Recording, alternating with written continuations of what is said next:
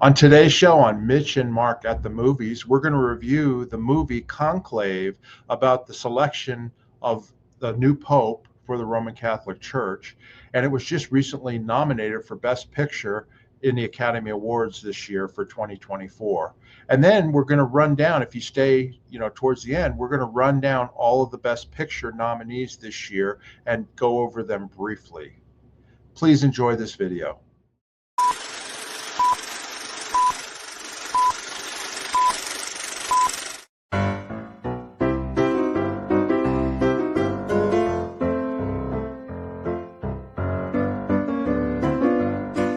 Hi, everybody. Welcome to our show, Mitch and Mark at the Movies. My name is Mark Fisher. I'm here with my co-host, Mitch Brisker. How you doing today, Mitch? Hey, great, Mark. Great to be back.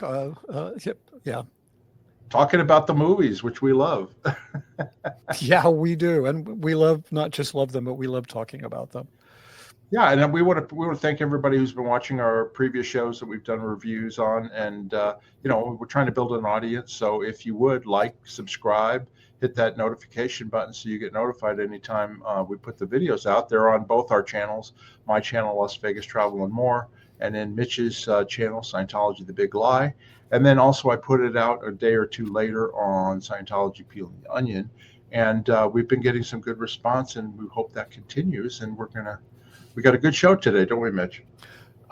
Well, I hope so. We'll see when it's over, how it goes down. I think so. I'm excited about it. I'm excited about this film. I'm excited to talk about it. Yeah, me too. Particularly with our backgrounds and everything from before. But, it's got to do with religion and things like that. But go ahead. Why don't you go ahead and introduce the film? And okay. So today we're going to review the film Conclave, which has up for a bunch of nominations. I think 10. It wasn't, the number one, but I think it's up for 10 nominations. It was directed by Edward Berger, who also brought us All Quiet on the Western Front, which was an amazing film. The script was by a guy named Peter Strahm, a very noted screenwriter who wrote the script for Tinker Tailor with Gary Oldman. It's based on a book by Robert Harris, who's best known for his historical drama, such as Fatherland and Enigma. And so we've got, cast-wise, we have Ralph Fiennes. He plays a bishop who's chosen to lead the conclave to find a new pope. So then we have Stanley Tucci. He plays the progressive guy. He's like the progressive pope, but he's like the reluctant. He's the front runner in the story in terms of becoming pope, but he doesn't want it. Although I saw in an interview with Stanley Tucci, the character, he said the character discovers that he actually does really want it. But what he really wants is he does not want, there's a Nigerian bishop played by an actor. I don't know if I'm going to pronounce this right. Adeyemi. His character name is Adeyemi. He's the Nigerian bishop. He's played by Lucien Samadi. I don't doubt that I pronounced that right. He's a very right-wing conservative with very homophobic views, and the Stanley Tucci character basically doesn't want him to screw up the selection of pope and take the church backwards. And then who else do we have? Oh yeah, there's Bishop Tremblay. Yeah, there's I need to correct you. They're cardinals. They're not bishops. Oh yeah, right. Sorry, they're College of Cardinals. That's okay. Yeah. Right. I was raised in a Jewish household, so I know you were Jewish, so that's yeah. To us, Catholicism we respect it, but after all, it's an offshoot of Judaism. So anyway, just kidding, folks. Yeah, so these are cardinals, right? This is the what is they called? The College of Cardinals. Yeah, he's the dean. He's the dean of the college. Yeah, right. For some reason, I keep getting confused because they wear those hats, right? Yeah. They wear up like a bishop hat. So, and then we have Cardinal Tremblay, played brilliantly by John Lithgow, who basically I can never figure out totally what his role is, except maybe to just be the character who always seems like he's up to no good, or he's just causing, you're always suspicious of him. No, Mark? I got that he was like the secretary to the Pope or something. He was some kind of close confidant of the Pope who dies. Yeah, but he always seemed he always seemed like he was hiding some secret or was guilty of something. Oh yeah. You can never quite figure it out. And then we had the Italian guy too. Yeah, I forgot what his name. I had it here somewhere. I made a note, but he's he's like, what was that guy's? Which was that guy? I thought I. Tedesco or something. I Yeah, don't know. his name was his. Yeah, his. He was Cardinal Tedesco. That was And he was definitely. Oh yeah, no. old school Roman Catholic. Teach back in Yeah, Latin. very old school. Yeah. He Yeah. was. I have his name. He was a bishop. Cardinal Tedesco, played by Sergio Castellito, and that's the Stanley Tucci. That's the kind of where the lines are drawn.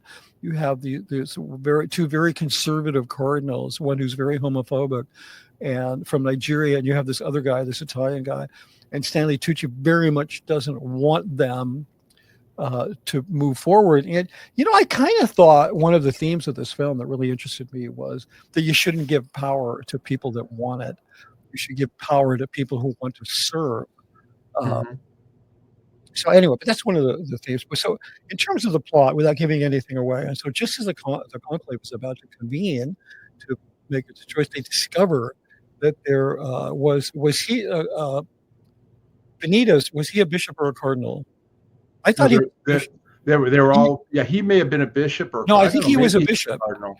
I It think was somebody that they didn't know. He wasn't on their list, and he showed up. So the deal is there's this Mexican. I think he's a bishop. There's this Mexican person who was, I believe, he was the bishop of Kabul. So he's Mexican, but he was. Yeah, he was assigned to these very dangerous places. So the Pope, he was made bishop in secret. So then, and he's eligible to as a candidate to be voted in to be the leader of the Catholic Church. And so at the last minute, this sort of mystery person shows up in the form of Benitez, and that's kind of. Those are all the kind of the plot points of the film. To me, it felt it was kind of like a murder mystery. It was like a kind of a thriller. Like it had, you can watch it that way as a sort of costume drama thriller. And then, we left one person out, Isabella Rossellini, who is I thought she was amazing. She doesn't have a lot of lines in the film. She's pretty quiet, but she seems small role. Yeah, so but she had weight. I mean, I think she was the Pope's caterer, right? Wasn't she responsible for food? Well, she was like in charge of all the nuns. She was basically the one taking care of all the service and stuff like that for the. Yeah, but I think her job was she was the caterer to the Pope. But she seemed to wield a lot of power and have a lot of respect, and so. She has a very important presence. I thought her presence in the story was pretty important. So. And then that's, we're not going to say anything about where it all goes because, a lot of you, I'm sure, haven't seen it. So what did you think of it, Mark? Well, I was going to say, I watched it and, I'm not Roman Catholic, but over the years, I've learned a little bit about what a conclave is when the Pope dies, because I think I've been through two or three of them, I think, in my lifetime. And, I watched them on the news and stuff like that. And, I thought, they have the cardinals all to get together. And I thought this kind of opened the doors in terms of what the inner workings are of a conclave where they're have to choose the next pope. And I remember I always thought that it had to be unanimous, but apparently it was only 2/3 of the cardinals, there's 108 of them, have to choose who the next pope's going to be. And then after each vote, they burn the ballots, and if it's dark smoke, they don't have a pope. But then if it's when they finally get one, it's white smoke. And that's what I used to see on television, because I remember seeing Vatican City with all the people there. You know what I mean? Hold on one sec here. All the people. What happened there? I'm losing it. There we go. Okay. With all the people, watching, waiting to who's going to be the next pope. It was a big deal because Roman Catholicism, worldwide is huge. There's a lot of members. So anyway, over a billion people. I find that very fascinating, the way that they showed it and stuff like that. I also like the way that, I wanted to look right away. Where did they film this, in the Sistine Chapel? And the answer is no, but they did create the Sistine Chapel atmosphere. Yeah. And so I was really, really, to me, like you said, it was kind of like a thriller type of thing, and what's happening next and what's going on in this. And of course, the acting was phenomenal. And then the plot kind of goes along, and then there's the ending, which we're not going to talk about. But I really enjoyed the film. I thought it's one of those films that afterwards, that if you're watching with your friends, you want to talk about it, or if you have any interest in religion or anything like that, it definitely opens up topics for discussion. Yeah, no, it most certainly does. I mean, if you just look at the film as a costume drama that reveals these inner workings of how a pope is chosen, you would love it. I mean, but the film is a whole lot more than that. And I just, oh yeah, I mean, it's created a lot of controversy with the Catholic Church. I would like to think that the most sort of conservative, reactionary Catholics are the ones that are speaking out. I would like to think that the vast majority of Catholics would look at this film and be grateful for the respect with which it gives to these characters, because none of them are disrespected at all, and to the beauty and majesty. I just, as a sidebar, I have to mention that in The Two Popes, which was the last papal drama we saw, and it was about the ascension of Pope Francis, played by Jonathan, what's his name, but who I just said, and I thought I'd only have to say it once, so his name disappeared from my head. But anyway, they actually had art students come in, Italian art students, which this just fascinated me. They had Italian painting students come in and paint the Sistine Chapel, and it just looked amazing. So they have some very incredible craftsmen that put these things together, and it's probably going to win an Oscar for costumes, because when I'm watching it, I'm thinking it would have been impossible for those actors to put those costumes on and not really feel those parts. Yeah, because if you put one of those costumes here's an example right here. Yeah, they're just amazing, and the film is so much the kind of the textures, the fabrics. It kind of goes back and forth between these incredibly opulent interiors from the 16th century or 15th, whenever that was, and when they put together the Sistine Chapel, and the sort of more modern environments that a lot of it took place in, which are very sparse and barren. And so it kind of makes the film feel like it's, and I think rightfully so, that it's happening in our time right now, where, like The Two Popes, which I loved that film. I highly recommend it.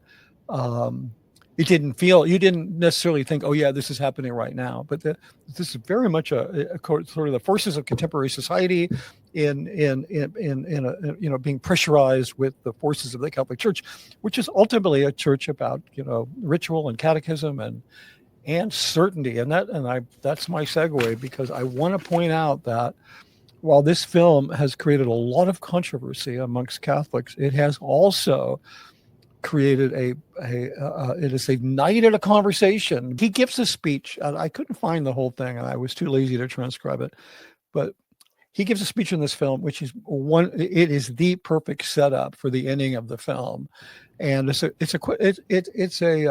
speech about certainty. And a lot of you may have heard of this. And he basically said, I have one sentence from it. He says, certainty is the great enemy of unity.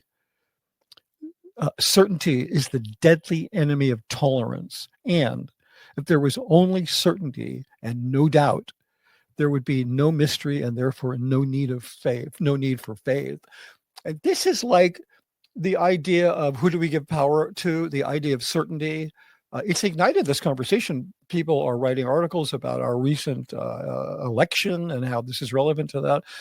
I can tell you, as a former cult member, as a long-standing member of Scientology, this idea of certainty, it's driven into your head, right, Mark? It's like certainty is like gain the certainty, get the certainty, be certain.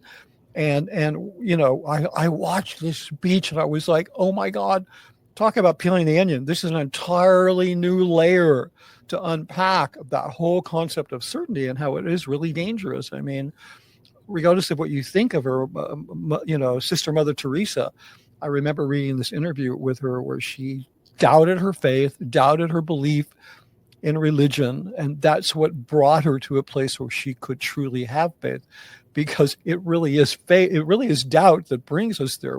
Where in a high control group like Scientology, you have doubt, you're in trouble, you're punished for having it. And I'm sure I heard a Catholic official talking about the film and saying, the film says that even Jesus was uncertain, and he said, that's blasphemy.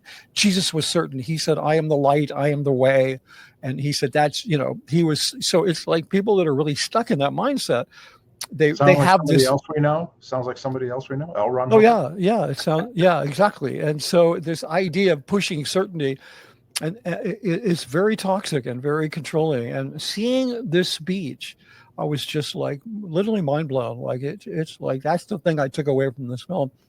And then when you see how that, because your own ideas of certainty are sure to be shaken, at least to some degree, when you discover the ending of the film.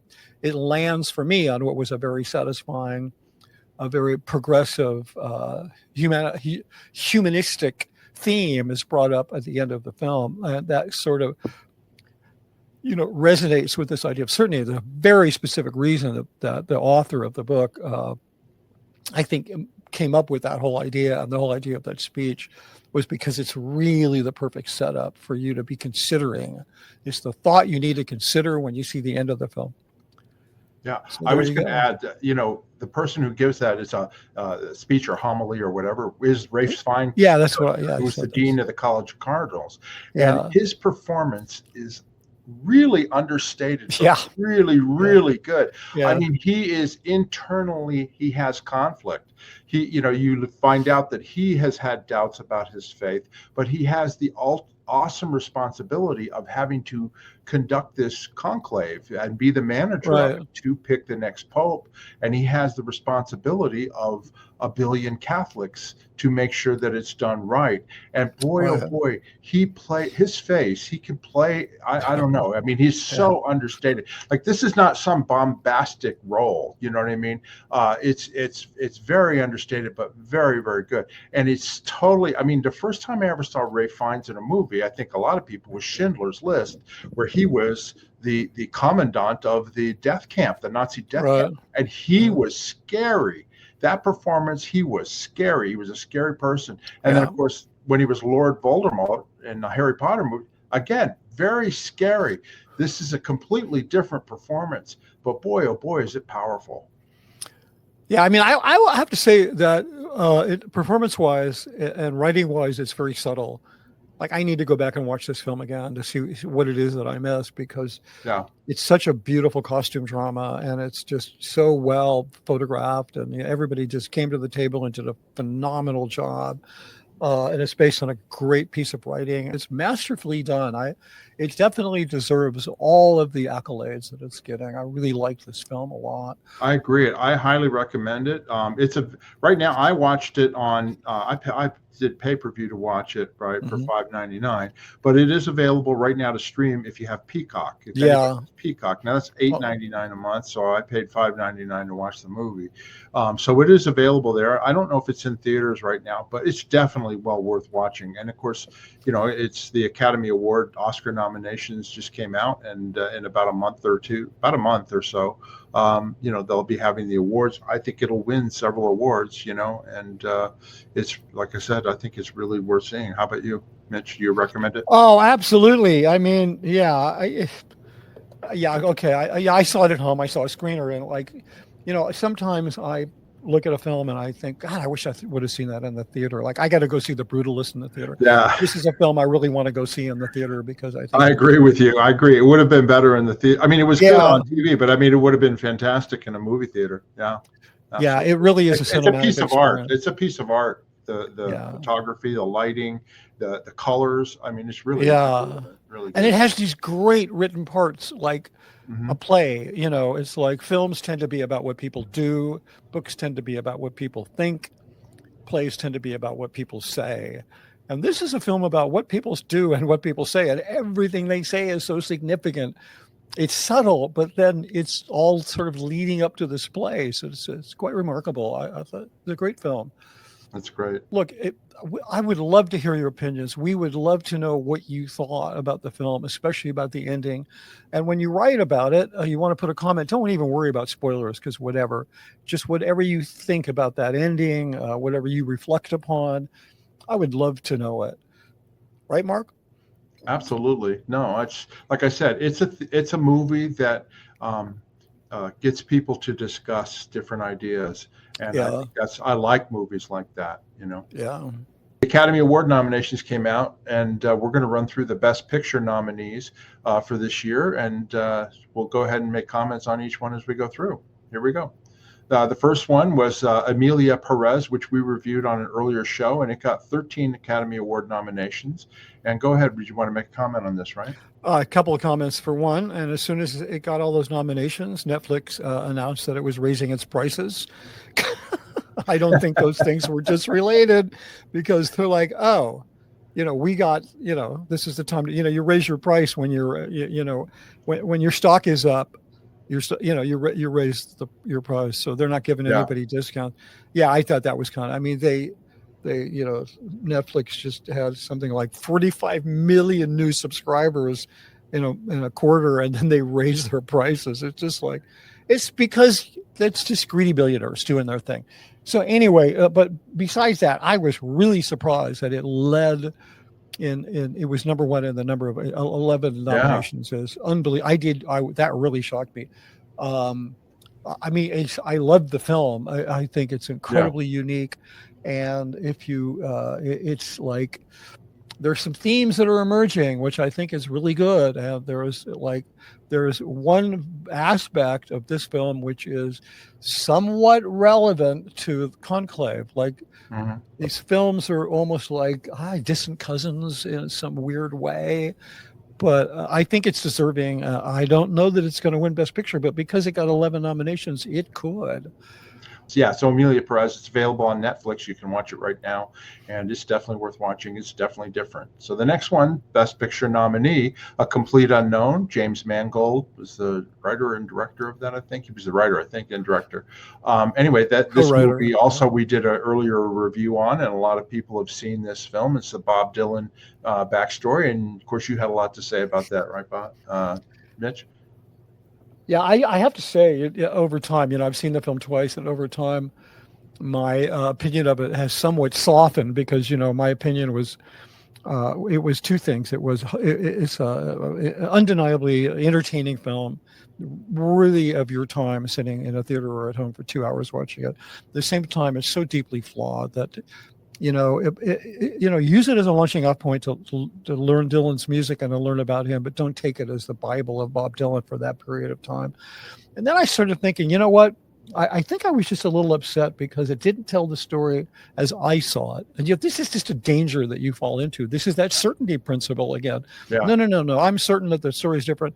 And so I've become a little more accepting of this interpretation, which to me is like, Dylan as a quirky heartthrob, which he wasn't a quirky heartthrob. He was deeply flawed personality. I tell you, I saw this. I couldn't find it. I saw he and Jimi Hendrix were big friends. Hendrix was a huge fan. Dylan thought that Hendrix's All Along the Watchtower was the best cover of his song. But there's this clip I saw on YouTube of Dylan talking to Hendrix, and he's so rude. It was unbelievable, even though maybe this is before they were friends, but he's really like going after him. Like, you think I'm a folk singer. I'm not a folk singer. Are you going to watch my concert? Yeah, you're going to watch it. Well, you know what? You're probably going to get the words wrong. And he was just berating him. And I'm like, this guy was like an a-hole, right? Even though he wrote his songs, like, to this day. A bunch of them are just my favorite songs of all time. And I really appreciate him as an artist.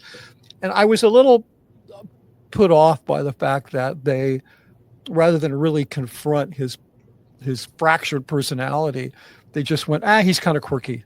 He's a quirky kid. So, but the film is incredibly well made. It's very crafted for the audience to create a certain kind of response, to be popular. Timothée Chalamet did an incredible job, but at the end of the day, he's a lazy pick because he brings a lot of. You're never going to watch this film and forget that you're watching Timothée Chalamet. He's just too much of a star to play another star. You really kind of needed a little bit of a super talented unknown to do that, and it would have probably gone down more critically acclaimed. But that's hard to do that, and it's easier to go Timothée Chalamet. Like, we got a billion audience of screaming teenagers. So, but I don't think it's going to win Best Picture. Okay. it's too much crafted for an audience. It's like films are either made for an audience or audiences discover them. This film was absolutely made for an audience. That's All my right, comment. all right, we'll go to the next one. Of course, Nora, we also reviewed this film. Sean Baker was the writer-director of this film. It's a love story, and of course, we reviewed that and went into it. I really enjoyed this movie. Yeah. I know you did too, and Yeah, I so loved that's it. nominated.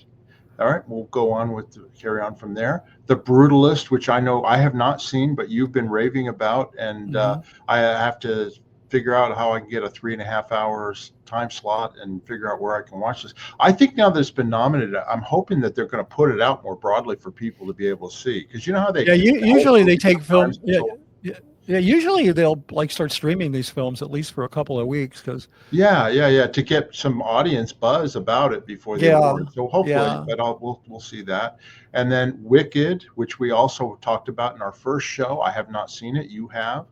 So that was also. I can comment on Wicked. It's Go ahead. Wicked is my second favorite guilty pleasure. My first guilty pleasure is Armageddon.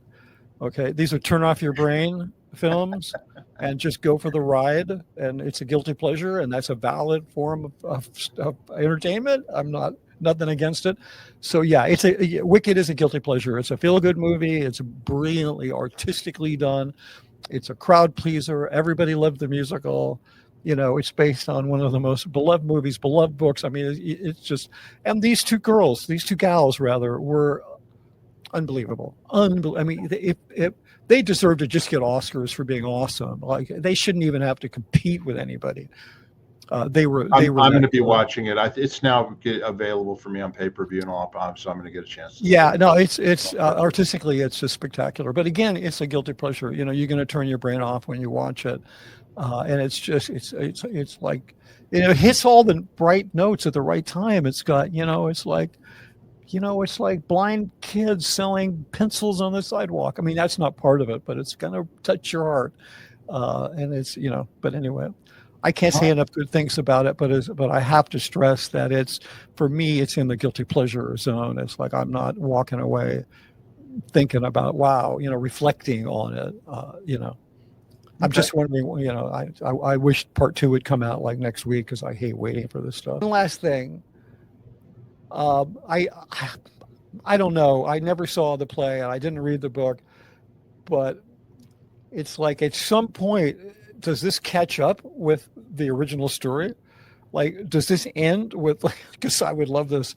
Does this end with Dorothy landing on Oz and crushing the witch? Because that's what really happened. This is like an alternative universe story, but I wonder how do these catch up? Because you can't just negate the Wizard of Oz. Not for me. It was it was my childhood. So I'm like, wait a minute, when's Dorothy gonna is the last 10 seconds of the film?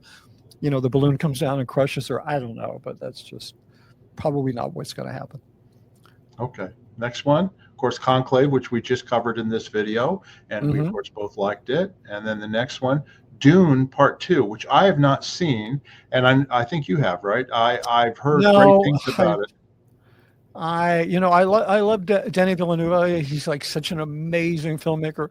I just I can't watch it. The first one, I will watch it before the Oscars, but it's just the first one was just so bad. It was brilliantly done. I couldn't make it. I've tried twice to make it through the first one, and I couldn't. I don't get it. I think it's all style and no. It's so dark and so. But I think it's all style and no substance as a story. Yeah, but I will say this: I did read somewhere when Dune Part 2 came out that Steven Spielberg told Dennis, the filmmaker, that he thought it was the best science fiction movie he had ever seen, and he wasn't kidding. So he probably wants to hire him to do a film.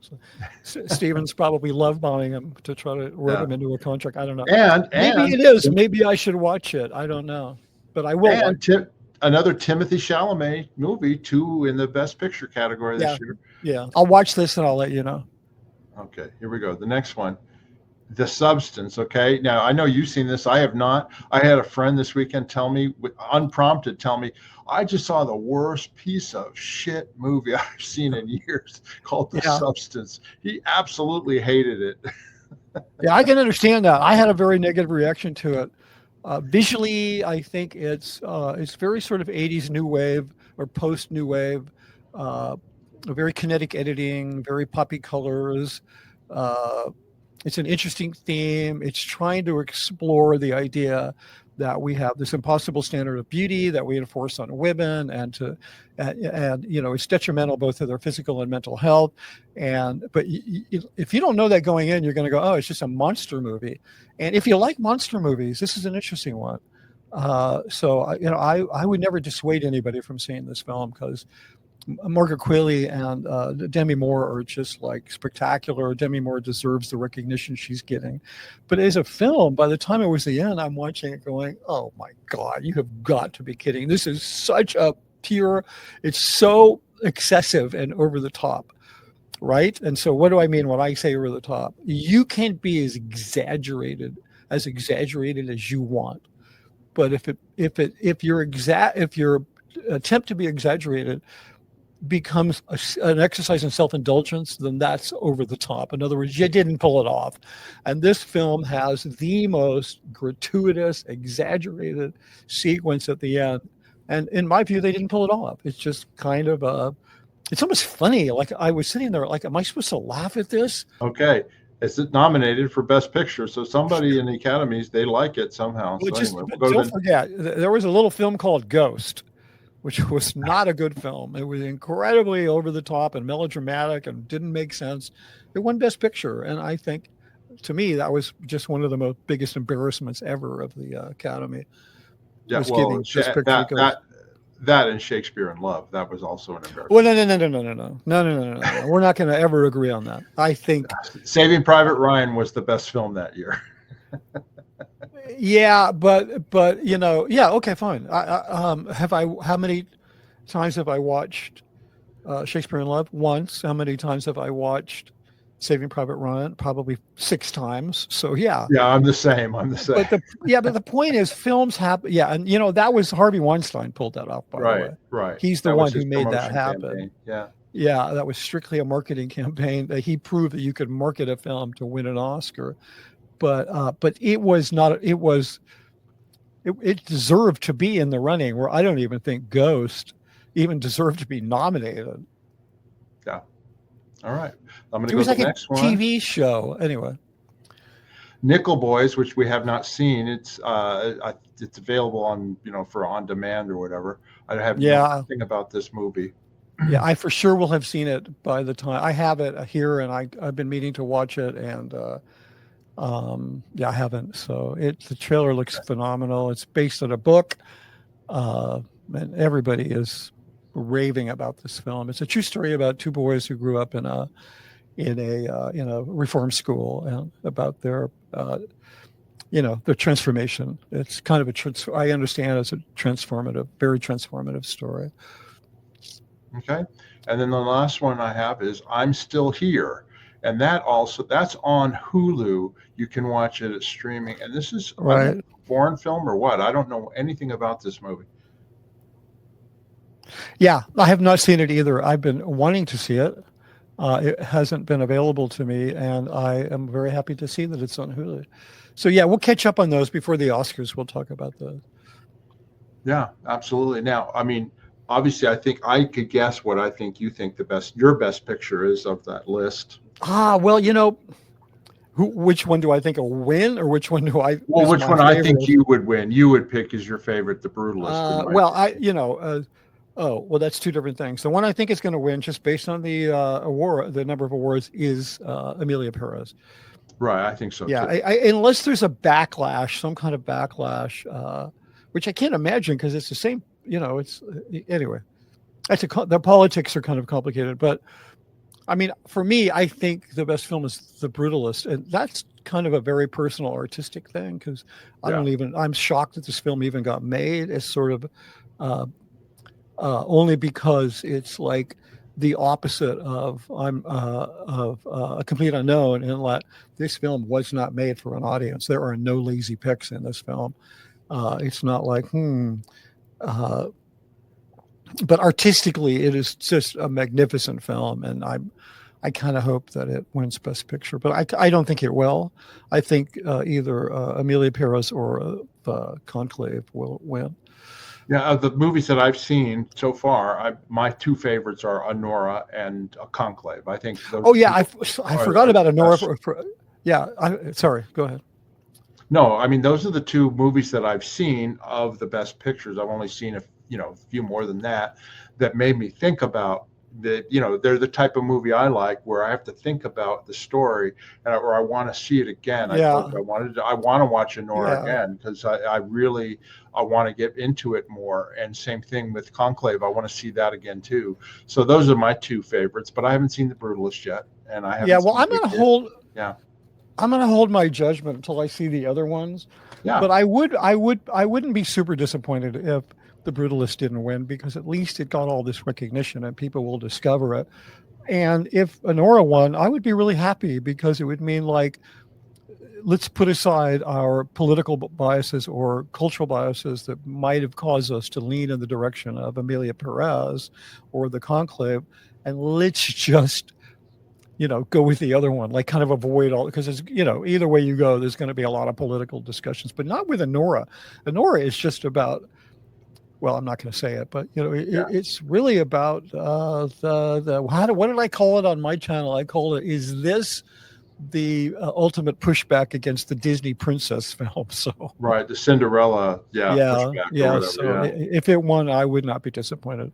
So what about television, Mark? You watching anything you want to mention? I just finished season 2 of the Squid Game. Did you ever see the Squid Game? It never caught my attention. Everybody says you have to watch Korean. it.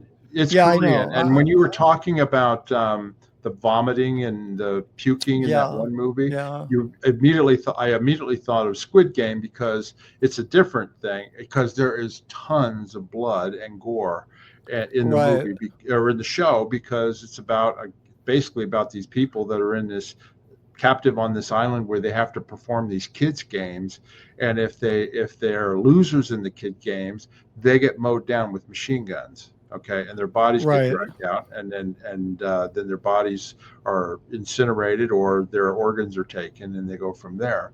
And it was hugely popular. The first season was because it came out during COVID, and it was like a big hit. People like to watch it.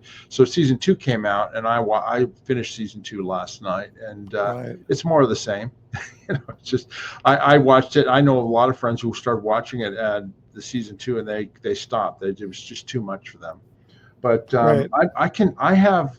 A lot of times, particularly in a movie like that, I can kind of separate out what I'm watching, the gore and stuff, because I know that it's not real. Do you know what I mean? But if it had been real, I would have been horrified.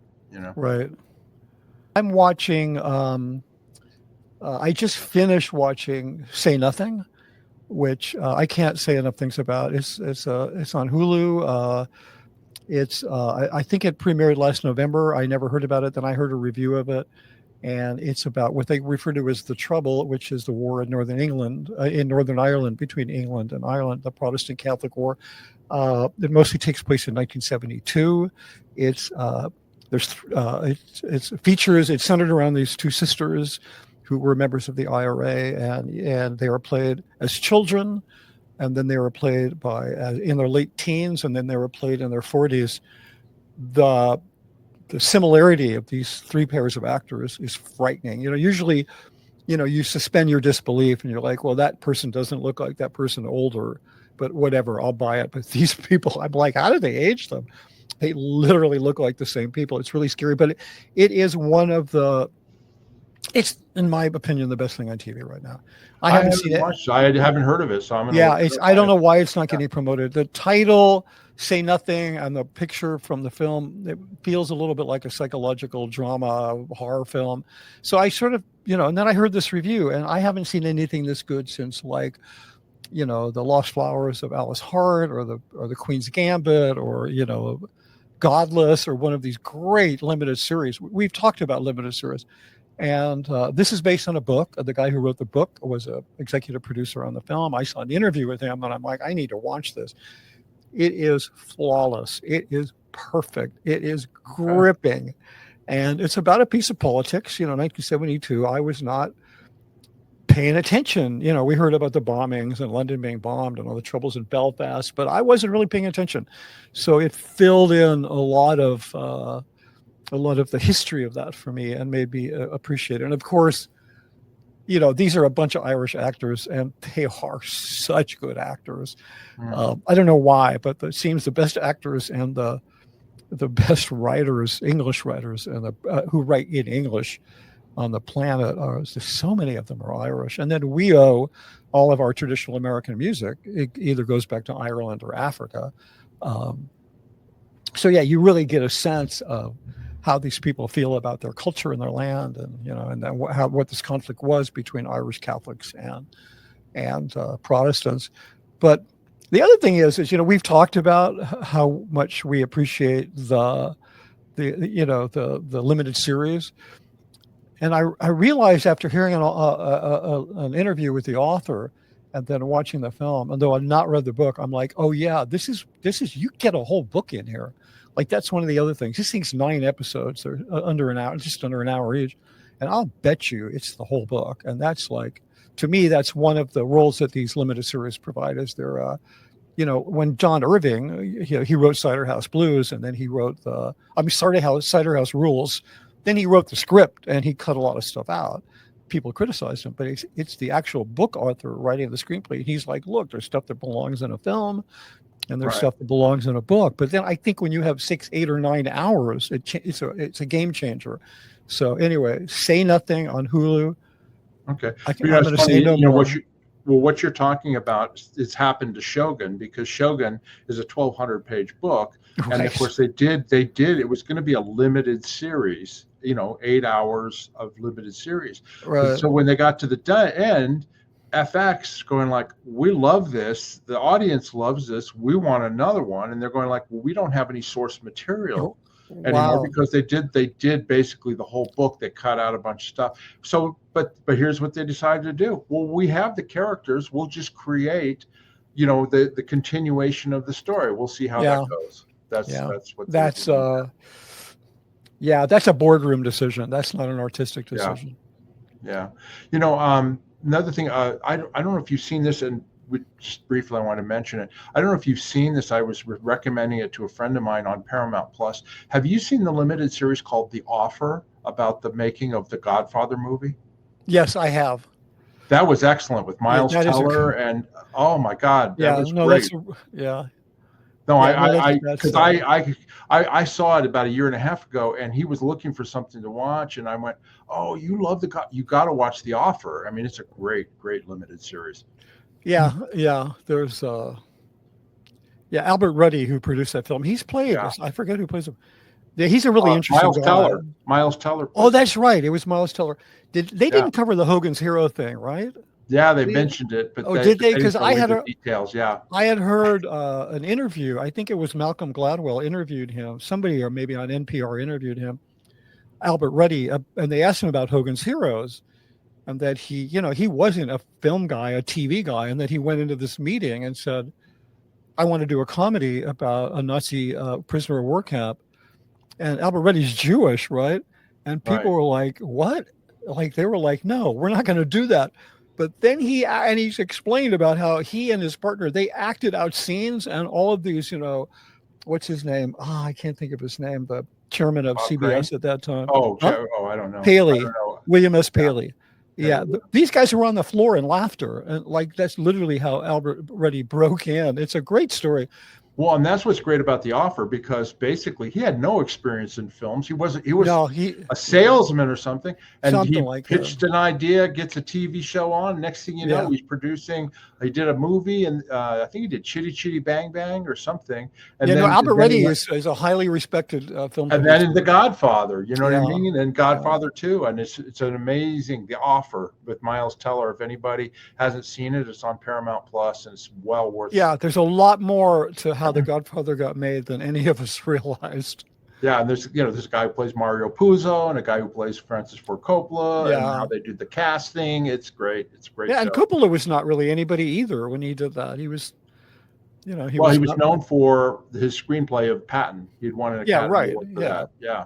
Yeah, which but is a great movie. It's my favorite war movie of all time was Patton at the time. yeah, when it's I a was good kid. film. Yeah, it is. Yeah, I forgot he wrote that. He's a. Yeah, But then yeah, he didn't write Apocalypse Now. His good buddy John Milius did.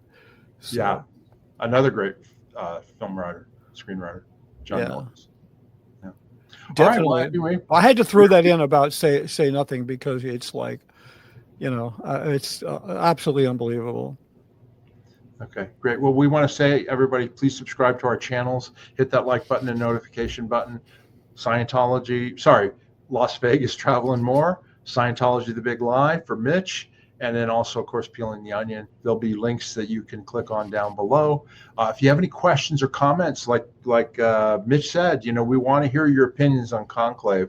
Go down there and read, put them in the comments, and also suggestions of other movies or shows that you would like us to do. Please get in that questions and comments section. And then, as I mentioned, you can subscribe to Mitch's channel. It's at Scientology-the big lie.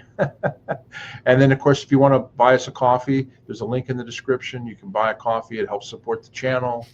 We use the money to continue doing these things. So we appreciate any support we get from our viewers. And I want to mention Mitch's book, Scientology, The Big Lie. It's a great read. It's a great book. It gives you a lot of most current inside information about Scientology from somebody who was close to Miscavige for many, many years.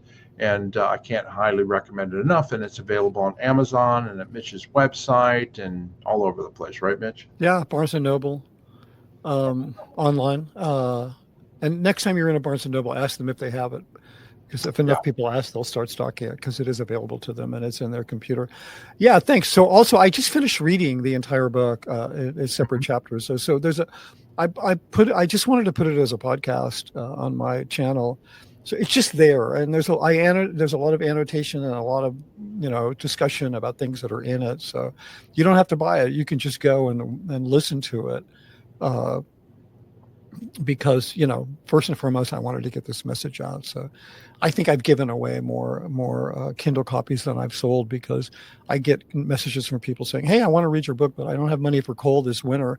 And I'm like, "Give me your email address. I'll send you a free Kindle." I'm not like trying to, I don't like that there's the financial gatekeeper is a block from some people reading it because I really want to get the message out. So that's kind of where that's at. So, but thank you for that, Mark. Yeah, no problem. And then if you can't afford it, you can buy an autograph. You should buy it. On my website. Buy an autograph copy. That's right. Yeah, which is it's a little pricey, but it's a beautiful edition. We went through a lot of trouble to make it happen. That's great. Okay, everybody. Until next time, thanks, Mitch. If you have anything else you want to say before we end off? Oh, thank you, Mark. Okay. Bye-bye, everybody. We'll see you guys.